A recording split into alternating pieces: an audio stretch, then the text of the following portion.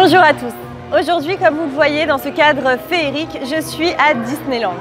Et j'ai trouvé vraiment intéressant de partager avec vous certaines notions que Walt Disney a voulu nous transmettre à travers ses jardins féeriques.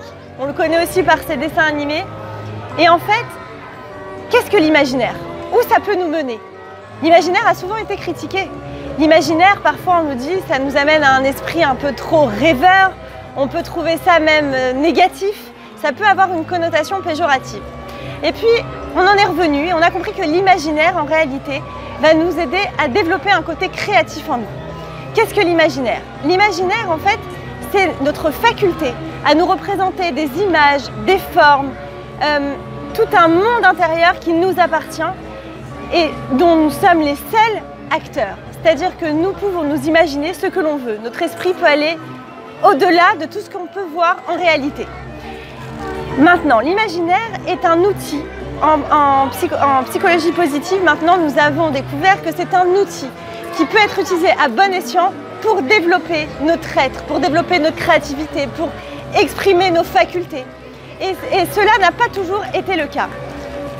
Nous avons vu d'ailleurs qu'avec Walt Disney, qui a pourtant pas réussi du premier coup, qui a passé énormément d'expériences qu'on aurait pu qualifier de négatives, eh bien, qu'on aurait pu appeler dans le langage courant comme des échecs, eh bien non, Walt Disney a réussi à nous créer et à nous communiquer son monde imaginaire.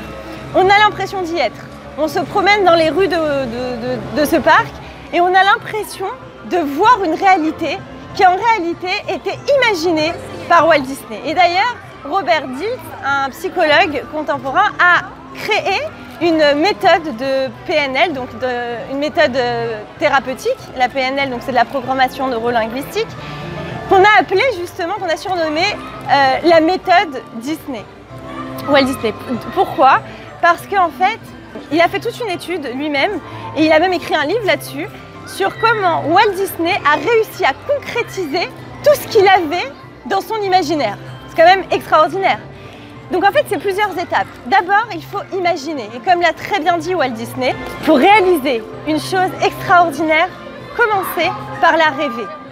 Ensuite, réveillez-vous calmement et allez d'un trait jusqu'au bout de votre rêve sans jamais vous décourager. Et ça, c'est une grande leçon de vie, évidemment, mais c'est aussi une leçon de savoir comment concrétiser tout ce qu'il y a de plus créatif en nous.